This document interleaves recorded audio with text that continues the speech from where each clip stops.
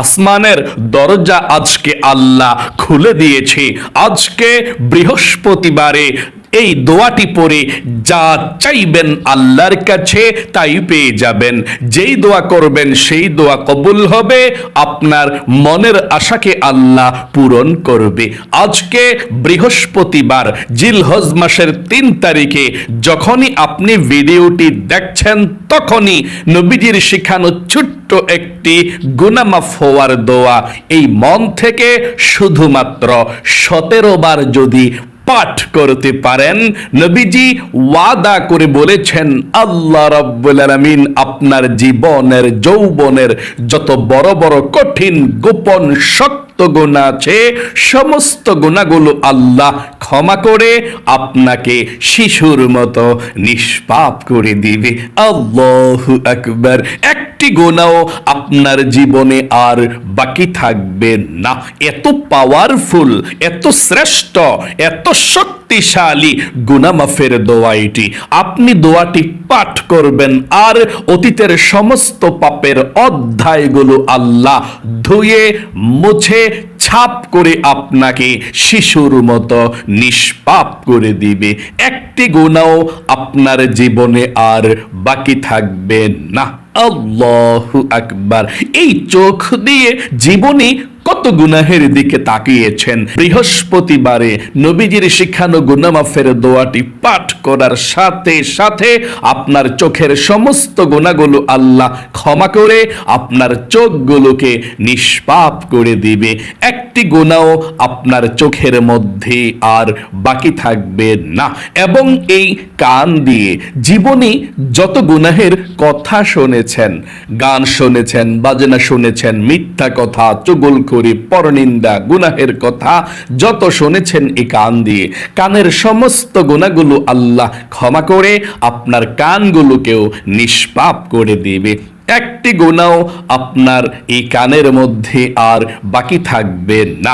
এবং এই মুখ দিয়ে, জবান দিয়ে জীবনে যত মিথ্যা কথা বলেছেন, চুগলখড়ি করেছেন এবং যত গীবত, শিকায়াত, পরনিন্দা এই মুখ দিয়ে করেছেন, মুখের সমস্ত গুনাহগুলো আল্লাহ ক্ষমা করে আপনার মুখটাকে পবিত্র করে দিবে। এমনকি আপনার মনে মনে অন্তরে জীবনে যত গুনাহের কল্পনা, জল্পনা, চিন্তা ভাবনার গুনাহ করেছেন, আপনার অন্তরের মনের সমস্ত গুনাহগুলোকেও আল্লাহ ক্ষমা করে দিবে। মোট কথা, আপনার যৌবনকালের যদি পাহাড় পরিমাণ গুনাহ থাকে, সমুদ্রের ফেনা পরিমাণ গুনাহ থাকে, আল্লাহ সেই পাহাড় পরিমাণ গুনাহ, সমুদ্রের ফেনা পরিমাণ গুনাহগুলোকেও ক্ষমা করে আপনাকে শিশুর মতো নিষ্পাপ করে দিবে। একটি গুনাহ আপনার জীবনে আর বাকি থাকবে না। আল্লাহু আকবার।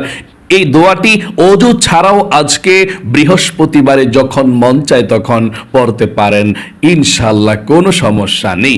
এবং আপনাদের যাদের পরিবার সংসারের মধ্যে অভাব অনটন লেগেই থাকে, দূর হয় না, টাকা নাই, পয়সা নাই, ঋণগ্রস্ত হয়ে গিয়েছেন, অভাবের মধ্যে পড়ে আছেন, নবীজি বলেছেন আপনি যদি একটি ছোট্ট ঋণ পরিশোধ হওয়ার, অভাব দূর হওয়ার দোয়া পাঠ করতে পারেন, যত টাকাই ঋণগ্রস্ত থাকুন না কেন, যত অভাবের মধ্যেই থাকুন না কেন, আল্লাহ আপনার ঋণকে পরিশোধ করার ব্যবস্থা করে দিবে।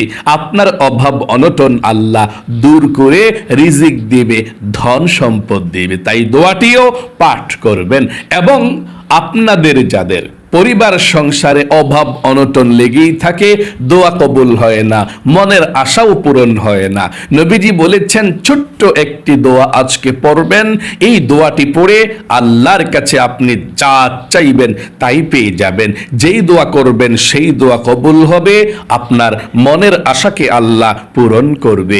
এটার নাম ইসমে আজম দোয়া। এই ইসমে আজম দোয়াটিও পড়বেন, তারপর আমরা একসঙ্গে মুনাজাত করে দোয়া করে আপনার জন্য, আপনার বাসাবাড়ির জন্য যারা আছে সবার জন্য প্রাণ খুলে আল্লাহর কাছে দোয়া করব ইনশাআল্লাহ। তাই অবশ্যই ভিডিওটা মনোযোগ সহকারে দেখুন, শুনুন এবং দোয়াগুলো আমার সঙ্গে সঙ্গে পড়ুন।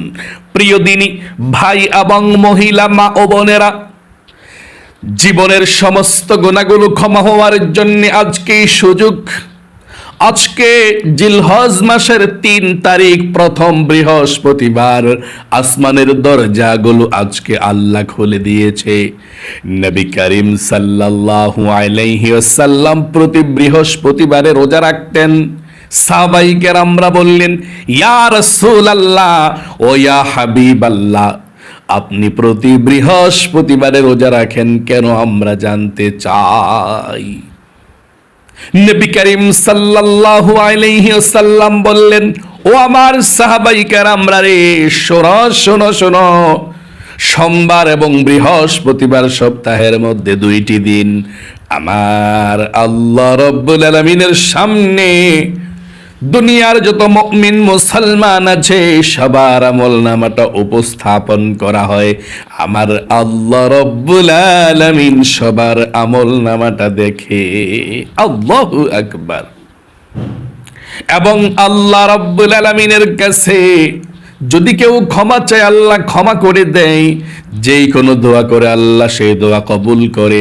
নবীজি বলেছেন, আমার মন চায় আল্লাহর সামনে যখন আমার আমলনামাটা উপস্থাপন করা হবে আজকে বৃহস্পতিবারে, আল্লাহ আমাকে রোজা অবস্থায় দেখুক। এই জন্যে সপ্তাহের মধ্যে 2টি দিনই আমি রোজা রাখি, সোমবার এবং বৃহস্পতিবার। আল্লাহু আকবার। খুবই দামি একটি দিন বৃহস্পতিবার দিন। চলুন তাহলে এক্ষুনি আমরা আজকে বৃহস্পতিবার জীবনের সমস্ত গুনাহগুলো ক্ষমা হওয়ার জন্য সর্বপ্রথম তাওবাতুন নাসুহা করে ফেলি। তাওবাতুন নাসুহা কি? আপনি সর্বপ্রথম বলতে হবে, আল্লাহ, জীবনে যত গুনাহ করেছি, ভুল করেছি, অন্যায় করেছি গো আল্লাহ, আর জীবনে কখনো গুনাহ করব না, আর জীবনে কখনো অন্যায় করব না। তুমি আমাকে ক্ষমা করে দাও, মাফ করে দাও। এই কথাটা আপনি মন থেকে বলতে হবে। আশা করি আপনি মন থেকে বলতে পেরেছেন। আবারও আমার সঙ্গে বলুন, আল্লাহ, জীবনে যত গুনাহ করেছি, ভুল করেছি, অন্যায় করেছি গো আল্লাহ, আর জীবনে কখনো গুনাহ করব না, অন্যায় করব না, তুমি ক্ষমা করে দাও। চলুন তাহলে এক্ষুনি আমরা জীবনের সমস্ত গুনাহগুলো ক্ষমা হওয়ার জন্য তাওবাতুন নাসুহা পাঠ করি। কিন্তু প্রথমে আপনি দুরূদ শরীফ না পাঠ করলে আপনার দোয়া কবুল হবে না, আসমানে পৌঁছবে না। নবীজির প্রেম ভালোবাসা মনের মধ্যে নিয়ে আপনি 17 বার দুরূদ শরীফ পাঠ করবেন। ছোট দুরূদ শরীফটা আল্লাহর নবীজি বলেছেন 17 বার এই ছোট দুরূদ শরীফটা এখন পাঠ করলে আল্লাহ 170টা রহমত আপনার উপরে নাজিল করবে। 170টা গুনাহকে আল্লাহ আপনার আমলনামা থেকে কেটে দিবে।